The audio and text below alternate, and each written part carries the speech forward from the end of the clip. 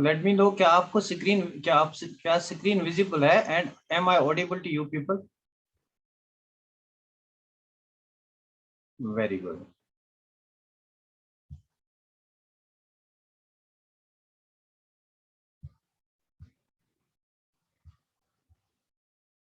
Very good. तो discuss करते हैं हमारे जो आज का टॉपिक है, दैट्स ग्रुप 13th। इसकी केमिस्ट्री हमें डिस्कस करनी है। Group 13th chemistry, this will be lecture 01 और इस लेक्चर में हम डिस्कस करेंगे introduction about group 13th elements और इनकी सर्टेन फिजिकल प्रॉपर्टीज, उनको हम डिस्कस करेंगे। तो बहुत ही इंपॉर्टेंट है group 13th elements and group 14th elements. उसके बाद 15th 16th 17th 18th, they are from 12th board point of view.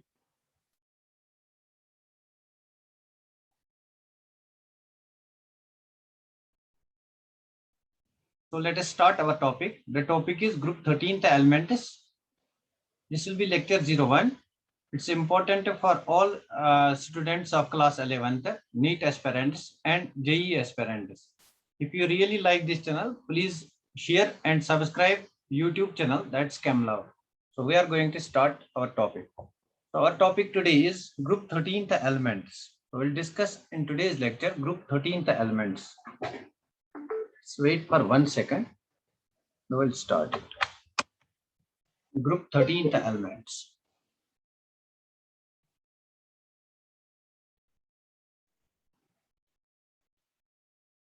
Basically ये जो ग्रुप 13th एलिमेंट है, इसमें हमें क्या क्या डिस्कस करना है, मतलब आने वाले जो इसके लेक्चर्स है उनमें हमें क्या क्या डिस्कस करना है। फर्स्ट जो हम आज डिस्कस करेंगे दैट विल बी इंट्रोडक्शन। मतलब इंट्रोडक्शन में हम डिस्कस करेंगे इसमें कौन कौन से एलिमेंट्स आते हैं, इनकी इलेक्ट्रॉनिक कॉन्फ़िगरेशन और इनकी physical properties, metallic character, non metallic character, atomic, ionic radius, like that. तो नेक्स्ट लेक्चर जो होगा that will be compounds of group 13th elements, इनके कंपाउंड्स। और जो मोस्ट इंपॉर्टेंट इसमें है that's hydrides of group 13th elements. Hydrides, this will be lecture 3rd। Hydrides में हमें डिस्कस करना है बोरेन्स को। तो आपके सिलेबस में सिर्फ डाइबोरेन का कंसेप्ट है, लेकिन मैं हायर बोरेन्स को क्लियर करूंगा फॉर हायर एग्जाम्स। जो भी हमारे बच्चे होंगे, कुछ जो जेई मतलब गेट एस्पिरेंट्स होंगे, जो नेट एस्पिरेंट्स होंगे, उनके लिए हायर बोरेन्स डिस्कस होगा, वो आपके लिए नहीं होगा। तो उसके बाद हमारे पास होंगे कंपाउंड्स ऑफ दीज बोरेन्स, मतलब बोरिक एसिड होगा और कुछ कंपाउंड्स होंगे, that will be the part of this group 13th elements, or reactions of these boranes, that will be very important lecture as well. So discuss करते हैं introduction से। Let us start from introduction. So let us first know what are the elements that fall in the group 13th of periodic table. So elements like boron, aluminium, gallium, indium and thallium. These are the elements which are present in group 13th elements. These are group 13th elements. Boron, aluminium, gallium, indium and thallium. These are group 13th elements. Group 13th elements. So boron is the first member of group 13th elements. Its atomic number is 5. Then what will be the atomic number of aluminium? You have to add magic numbers, then add a magic number 8. You will get 8 plus 5 is equal to 13. So the atomic number of aluminium is 13. Then add magic number over here in p block elements, you have to add 8 ones, then आपको 18 add करना है. Then what will be the atomic number? 8 plus 3, that's 31. 8 plus 3 is equal to 18 plus 13, that's 31. Then again you have to add 18. So what will be the atomic number? That will be 49. उसके बाद you have to add 32. Then what will be the atomic number? That will be 81. So actually in p block elements, these are the magic numbers. So what are magic numbers for p block? First add 8. Then add 18, then add 18, then add 32. These are magic numbers for P block. In case of S block, what were the magic numbers? 8 हमको 2 बार यहाँ पे लेना था. These are magic numbers for P block. Magic numbers for P block. Clear? तो हमने magic numbers को add करके इनका एटॉमिक नंबर निकाला। तो उसके बाद हमें करना है डिस्कस इनकी परसेंटेज अबंडेंस, कौन ज्यादा पाया जाता है और कौन कम पाया जाता है इनमें से on the earth crust and in the universe. तो जो इनमें से अल्युमिनियम है, aluminium is the second most abundant element, sorry aluminium is the most abundant element among group 13th elements. It is most abundant among group 13th elements. Among group 13th elements. Among group 13th elements, aluminum is the most abundant element. This is very important. And it is the third most abundant element. This thing is also important. Third most abundant element. Third most abundant element. It is third most abundant element, followed by oxygen and silicon. Oxygen and silicon. These are the three top most abundant elements: oxygen, silicon, and aluminum. Oxygen, silicon, and aluminum. These are three top most abundant elements, and aluminum ranks third in its abundance. Aluminum ranks third in its abundance on Earth's crust. So, what is the rank of aluminum on Earth's crust? It is third most abundant element. So this thing you have to remember. Aluminum is the third most abundant element on Earth's crust. Is it clear? Is it clear? Very good. So one more point आप यहाँ पे लिखो, fourth point. Boron is fairly rare element. Boron is a rare element. What do we mean by rare element? Is that it is not abundant on Earth's crust. Its percentage on Earth's crust is very, very less. But although it is a rare element, but it is very well known element. But it is well known. Why it is well known? Why it is famous? It's a famous element. Why it is well known element? Because it occurs in the form of borax, a very important inorganic compound जिसको हम आगे discuss करेंगे, borax को, कीमाइट इसको हम डिस्कस करेंगे आगे, and tourmaline. These are very, very useful and important compounds. And tourmaline. That's why boron has become famous. Clear? That's why it is well-known element. Clear? इस पेज का आप स्क्रीनशॉट ले लो. I'll take the next page.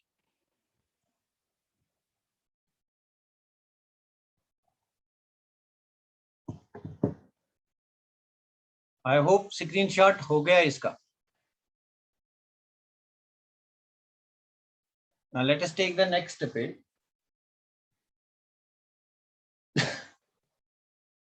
तो हमने देखा जो aluminium है, it's most abundant among group 13th elements.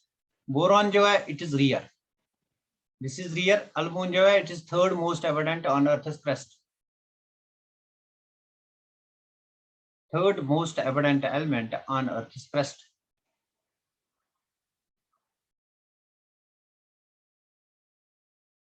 On Earth's crust. What about other elements? Other elements बोले तो what about gallium? What about indium? And what about thallium? What about gallium, indium, and thallium? These three elements occur in the form of sulfides. These three elements, they occur in the form of sulfides.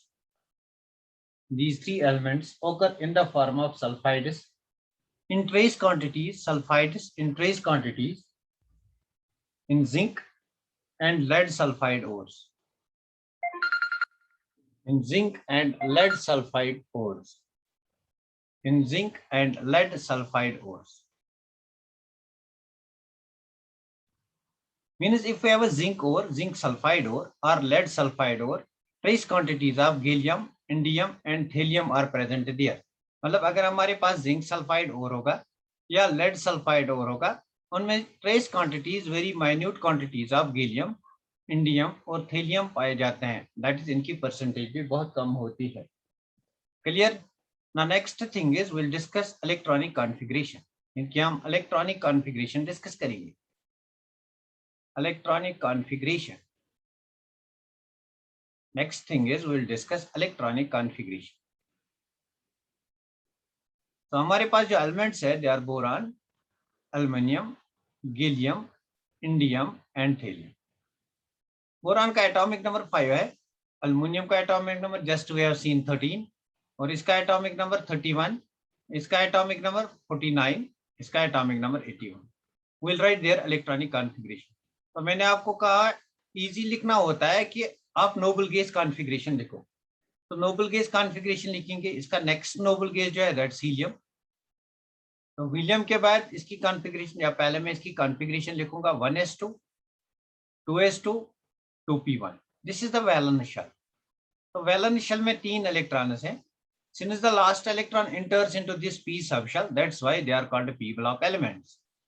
Now अब देखो ये जो valence shell है, इसके अंदर जो shell है इसमें 2 इलेक्ट्रॉन्स हैं. तो कौन से नोबल गैस में 2 इलेक्ट्रॉन्स हैं? That's helium. So we can write helium 2s2, 2p1. This will be the its noble gas. This will be its noble gas electronic configuration. तो एल्युमिनियम की नोबल गैस इलेक्ट्रॉनिक कॉन्फ़िगरेशन अगर लिखनी है तो aluminium के आगे हमारे पास आता है नियॉन. नियॉन का एटॉमिक नंबर 10 है. उसके बाद आता है 3s2, 3p1, isn't it? तो लिखो एल्युमिनियम की configuration 1s2, 2s2, 2p6, 3s2, 3p1. This is the valence shell. और वैलेंस शेल के अंदर 6 + 2 8 + 2 10. These 10 electrons are from neon. Okay. तो गैलियम की इलेक्ट्रॉनिक कॉन्फ़िगरेशन अगर लिखेंगे तो नोबल गैस कौन सा होगा? टेल मी कौन सा नोबल गैस होगा? टेल मी कौन सा नोबल गैस आएगा यहाँ पे? नियॉन के बाद कौन सा नोबल गैस आएगा? ऑर्गन. वेरी गुड, ऑर्गन आएगा नियॉन के बाद. Organ 3d10 4s2 4p1. 3d10 4s2 4p1. This will be the configuration. तो कॉन्फ़िगरेशन करेंगे यहाँ पे 1s2, 2s2, 2p6 हो गए 10 इलेक्ट्रॉन्स. 3s2, 3p6 हो गए 18 इलेक्ट्रॉन्स. 18 इलेक्ट्रॉन्स के बदले हमने यहाँ पे आर्गन लिखा. तो उसके बाद 3d10. उसके बाद हमारा मतलब गैलियम में हमारे पास d ऑर्बिटल्स फिलअप होते हैं. ये बात याद रखना, d ब्लॉक कंट्रैक्शन होगा. जब हम अभी इसका एटॉमिक और आयोनिक रेडियस डिस्कस करेंगे तो d ब्लॉक कंट्रैक्शन यहाँ पे होगा. याद रखना, d ब्लॉक कंट्रैक्शन पहले भी मैंने डिस्कस किया है, क्योंकि गैलियम के केस में हमारे पास d ऑर्बिटल्स के केस d ऑर्बिटल्स में इलेक्ट्रॉन जाते हैं. तो इसके बाद हमारे पास होगा 4s2, 4p1. अब मुझे बता, ऑर्गन के बाद कौन सा नोबल गैस आता है? ऑर्गन के बाद कौन सा नोबल गैस आता है? Very nice. और जीनॉन कहाँ आएगा? ऑर्गन के बाद दिस इज हीलियम. उसके बाद हमारे पास नियॉन है. उसके बाद ऑर्गन है. उसके बाद क्रिप्टॉन है. उसके बाद जीनॉन है. Clear? These are the noble gases. Very good मैथ फारूक, वेरी गुड. तो यहाँ पे हमारा जो नोबल गैस आएगा दैट्स क्रिप्टॉन. तो हमारे पास जो नोबल गैस आएगा that's krypton. 4d10, 5s2, 5p1. This will be the this will be its electronic configuration. Very good. हाँ, क्रिप्टॉन आएगा. Very good, very good. तो इलेक्ट्रॉनिक कॉन्फ़िगरेशन ऑफ थेलियम. तो यहाँ पे जो आपका नोबल गैस आएगा दैट इज जीनॉन. यहाँ पे हमारे f ऑर्बिटल्स भी फिलअप होते हैं. दैट्स f ब्लॉक कंट्रैक्शन भी होगा. मतलब 4f14, 5d10, 6s2, 6p1. This will be the electronic configuration.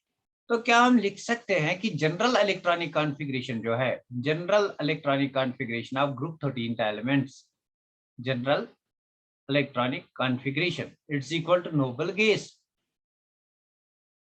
उसके बाद आपका ns2, np1.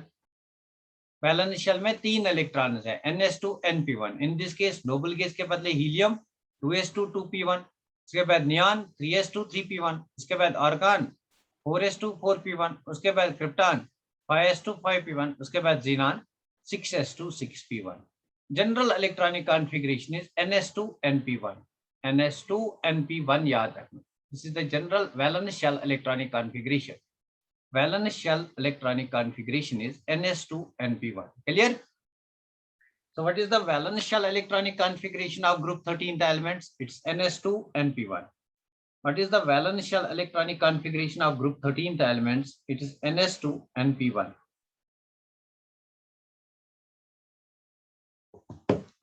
Clear? सब बच्चे बोलो ये क्लियर हो गया। इलेक्ट्रॉनिक कॉन्फ़िगरेशन इनकी क्लियर हो गई। आपको बोर्ड एग्जाम में पूछा जाएगा name the elements of group 13th, write down their electronic configuration, बस इतना आपको लिखना है, it will carry 5 marks. Clear हुआ? Is it clear? Very good, बहुत बढ़िया, वेरी गुड। तो नेक्स्ट टाइम चलते हैं, विल टेक द नेक्स्ट। तो हम लिखेंगे valence shell electronic configuration, valence shell electronic configuration of group 13th elements, group 13th elements is equal to ns2 np1, ns2 np1, where n is principal quantum number. In case of boron it is 2s2 2p1, aluminum 3s2 3p1, and in case of aluminum के बाद gallium 4s2 4p1, like that. उसके बाद हम निकालेंगे valence electrons. तो मुझे बताओ कितने वैलेंस इलेक्ट्रॉन्स इनके केस में है। How many valence electrons do an element of group 13th possess? How many valence electron? तो देखो जब भी हम पी ब्लॉक की बात करते हैं, पी ब्लॉक की बात करते हैं, in case of P block valence electrons is equal to group number -10, valence electron is equal to group, very good, बहुत बढ़िया, 3, ग्रुप नंबर -10। सो एक इनका ग्रुप नंबर जो है that is 13, group 13th -10, 13 - 10 is equal to 3। So these possess 3 valence electrons. Clear? तो how you can remember group 13th elements? आप group 13th elements को याद कैसे करोगे? तो हमारे पास boron, aluminium, gallium, indium, thallium है। तो you can remember it like this: बैंगन, आलू, गाजर in thela. You can remember it like this: bangan, aloo, gajar in thela. Or you can remember, you know that in the parliament budget is passed every year. Budget is passed every year. B stands for boron, A stands for aluminium, G stands for gallium, I stands for indium, and T stands for thelium. Clear? दो में से जैसे आपकी मर्जी आप याद रखो। Clear हुआ? तो इलेक्ट्रॉनिक कॉन्फ़िगरेशन को हमने यहाँ पे क्लियर किया। Is it clear? Electronic configuration and valence electrons. Is it clear? Electronic configuration and valence electrons. Very good, बहुत बढ़िया। तो उसके बाद डिस्कस करते हैं फिजिकल प्रॉपर्टीज को। फिजिकल प्रॉपर्टीज, फिजिकल प्रॉपर्टीज पे हमें पहली जो प्रॉपर्टी डिस्कस करनी है, first property, that is atomic and ionic radius. Atomic and ionic radius. थोड़ा पीरियोडिसिटी का ध्यान लगा के आप मुझे बता what will be the order of atomic radius. Atomic radius का ऑर्डर मुझे बता, मैं नेक्स्ट पेज लूंगा, इसका स्क्रीनशॉट ले लो, स्क्रीनशॉट ले लो। I will take the next page. Periodicity का डिस्कशन करना है एक्चुअली यहाँ पे।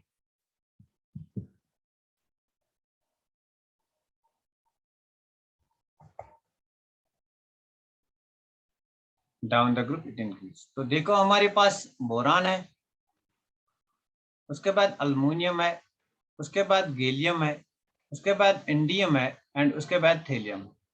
तो मुझे देखना है इनका एटॉमिक साइज, एटॉमिक साइज। तो down the group atomic size should increase, मतलब थेलियम का ज्यादा होना चाहिए, then indium, then gallium, then aluminium, then boron. मतलब जो एक्सपेक्टेड ऑर्डर होगा, एक्सपेक्टेड, जो हम एक्सपेक्ट ऑर्डर करते हैं वो ये होना चाहिए, एक्सपेक्टेड ऑर्डर ये होना चाहिए। थेलियम का सबसे ज्यादा, उसके बाद इंडियम का, ये ऑर्डर आप नहीं लिखना, उसके बाद गैलियम का, उसके बाद अल्युमिनियम का, उसके बाद बोरान का। This should have been expected order, but ये ऑर्डर नहीं पाया जाता है। व्हाई? बिकॉज इसमें कोई डिस्क्रिपेंसीज है। तो देखो बोरान का साइज सबसे स्मॉल है, मैं यहाँ पे इनका साइज भी लिखूंगा फिर एक्सप्लेन करूंगा। बोरान का एटॉमिक साइज है 85, 85। This size I express in pm, picometers, 85 pm। Aluminium का साइज है 143 pm।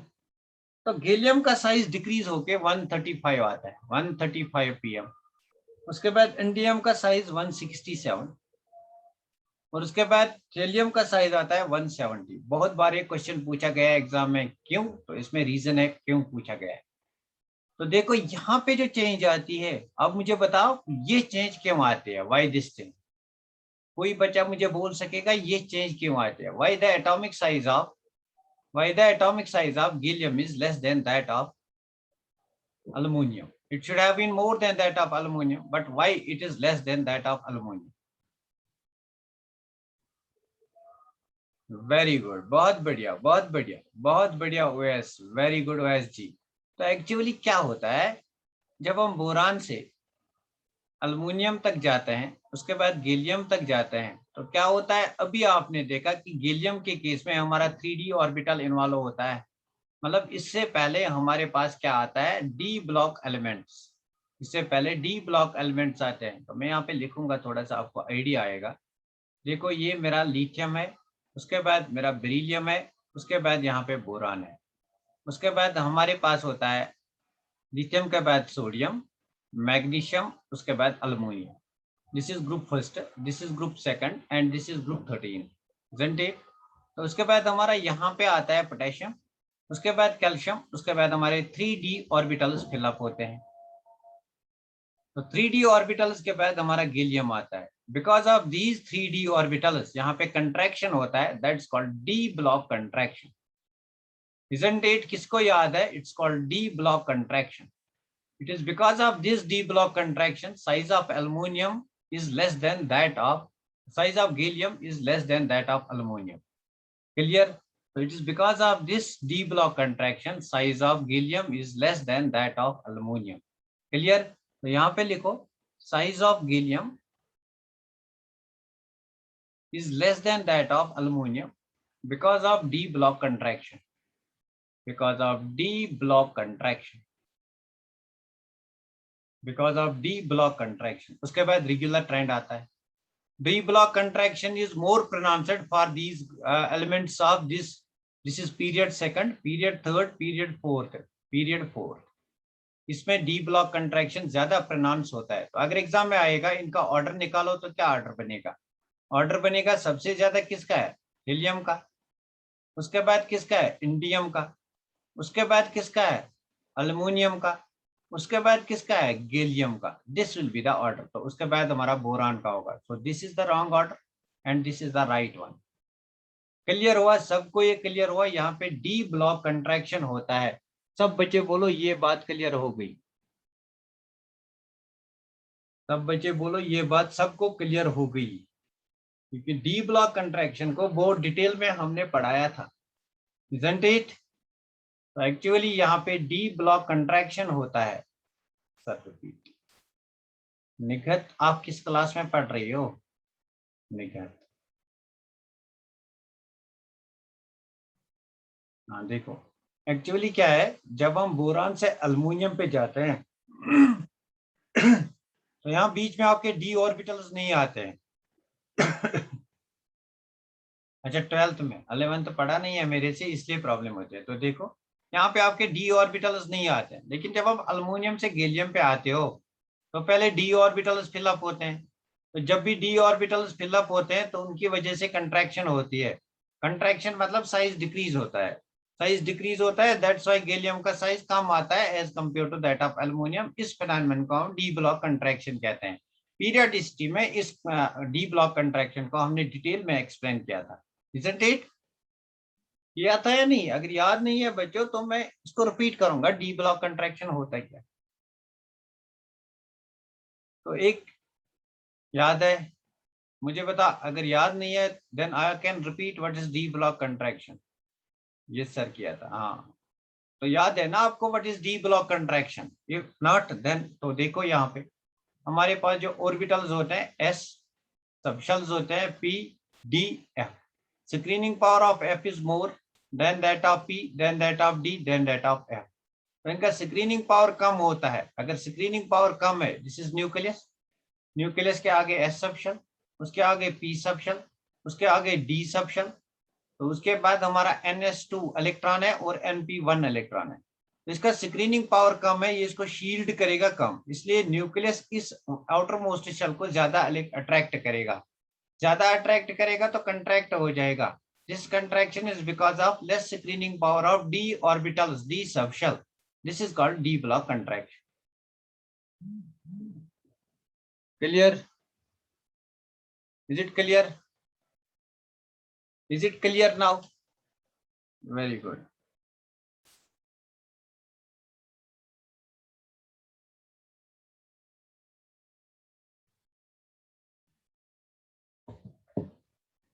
Very good.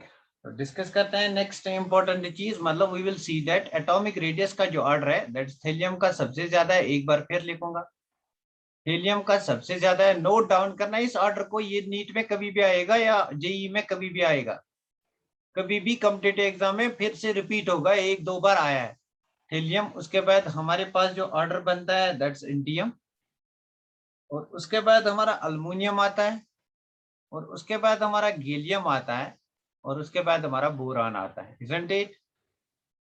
तो यहाँ पे रीजन भी आप लिख सकते हो अल्मुनियम का, why it is more than that of gallium, तो यहाँ पे लिख सकते हो डी ब्लॉक कंट्रैक्शन,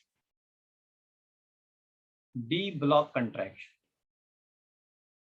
ये एटॉमिक साइज का ऑर्डर हो गया। क्लियर हुआ एटॉमिक साइज का ऑर्डर? क्लियर हुआ एटॉमिक साइज का ऑर्डर? Is it clear? तो नेक्स्ट इंपॉर्टेंट चीज जो हमें डिस्कस करना है that's metallic and same trend will be, चल लिखो आयोनिक साइज भी, आयोनिक साइज, आयोनिक साइज का ऑर्डर लिखेंगे। तो हमारे पास अगर इनके आयन्स बनते हैं, what type of ions will be formed, तो देखो इनकी जनरल इलेक्ट्रॉनिक कॉन्फ़िगरेशन है NS2 NP1, they can lose this electron, मतलब इनकी जो इलेक्ट्रॉनिक कॉन्फ़िगरेशन है दिस इज NS सबशेल, इसमें 2 इलेक्ट्रॉन है, and this is NP subshell, P में 3 ऑर्बिटल्स होते हैं और इसमें 1 इलेक्ट्रॉन है, और यहाँ से हमारा नोबल गैस कॉन्फ़िगरेशन है। तो actually atom tries to lose और gain electrons to achieve noble gas configuration, so ये they can lose this electron easily. अगर एक इलेक्ट्रॉन लॉस करेंगे तो इनका +1 ऑक्सीडेशन स्टेट आएगा, अगर ये इलेक्ट्रॉन भी लॉस होगा और ये दो भी लॉस होंगे तब इनका +3 ऑक्सीडेशन स्टेट आएगा। +1 oxidation state is because of loss of NP electron, and +3 oxidation state is because of loss of both NS and NP electron. For example मेरे पास बोरान है, इसका एटॉमिक नंबर 5, इसकी कॉन्फ़िगरेशन है 1s2 2s2 2p1, इसको मैं broader perspective लिख सकता हूं, ये जो 2s है 2s में 2 इलेक्ट्रॉन्स है, और जो 2p है 2p में 3 ऑर्बिटल्स होंगे, p सबशेल में 3 ऑर्बिटल्स होंगे, px py एंड pz, यहाँ पे 1 इलेक्ट्रॉन है ना, this is 2s, this is 2p। अगर बोरान 1 इलेक्ट्रॉन लॉस करेगा तो हमारे पास जो कॉन्फ़िगरेशन आएगी दैट विल बी B+, तो B+ बनेगा तो कॉन्फ़िगरेशन क्या बनेगी, ये इलेक्ट्रॉन लॉस हुआ, कॉन्फ़िगरेशन बनेगी 2s में 2 इलेक्ट्रॉन रह गए और 2p खाली बन गया, इजंट इट? तो अगर ये 2 इलेक्ट्रॉन्स भी लॉस होंगे तो ओवरऑल कितने इलेक्ट्रॉन्स लॉस हो गए, एक ये उससे पॉजिटिव चार्ज, एक ये 2 इलेक्ट्रॉन्स उससे 2 और पॉजिटिव चार्जेस, मतलब 3+ चार्ज, तो उसमें हमारे पास कॉन्फ़िगरेशन आएगी 1s2 2s0 2p0। So we can say जो group 13th elements हैं they can show 2 possible oxidation states, they can show oxidation state of +1 and oxidation state of +3, मतलब they can have 2 types of cations, we can have B+ and B3+, Al+, Al3+, we can have Gallium+, Gallium3+, like that। फिर बाद में देखेंगे कौन सी oxidation state ज्यादा stable है और कौन सी ऑक्सीडेशन स्टेट कम स्टेबल है, वो तो बात की बात है, उसमें हम डिस्कस करेंगे इनर्ट पेयर इफेक्ट को। यहाँ तक क्लियर हुआ?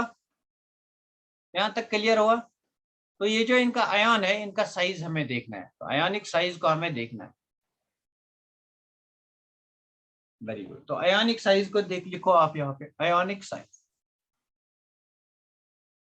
Right down ionic size, ionic size of boron, aluminium, gallium, indium and thallium. Ionic size में हम डिस्कस करेंगे, इसका आयोनिक साइज 27 pm है, पिकोमीटर से, और इसका आयोनिक साइज 53.5। आपको वैल्यू याद नहीं रखना है, आपको ऑर्डर याद रखना है। You don't have to remember values. इसका 62 है, इसका 80 है और इसका 88। मतलब ionic size follows usual trend. सबसे ज्यादा थीलियम का, उसके बाद इंडियम का, उसके बाद गैलियम का, उसके बाद अल्युमिनियम का, उसके बाद बोरान। तो जब आयन्स बनते हैं तब डी ब्लॉक कंट्रैक्शन उतना ज्यादा काम में नहीं आता। क्लियर?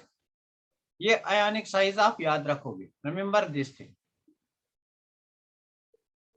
नेक्स्ट प्रॉपर्टी जो हमें डिस्कस करनी है, that's metallic and non metallic character, that will be discussed tomorrow. तो मुझे बोलो यहाँ तक किसी को कोई क्वेश्चन?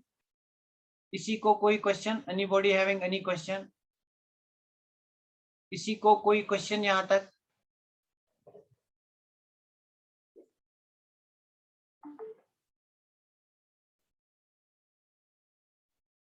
किसी को कोई क्वेश्चन?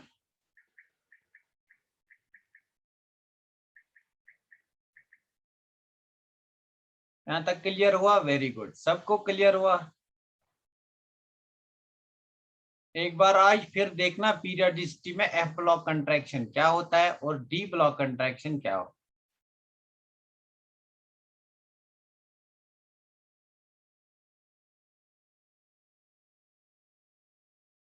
सबको क्लियर हुआ? Then we will stop this meeting if it is clear to all people. Please raise your hands if it is clear to you people.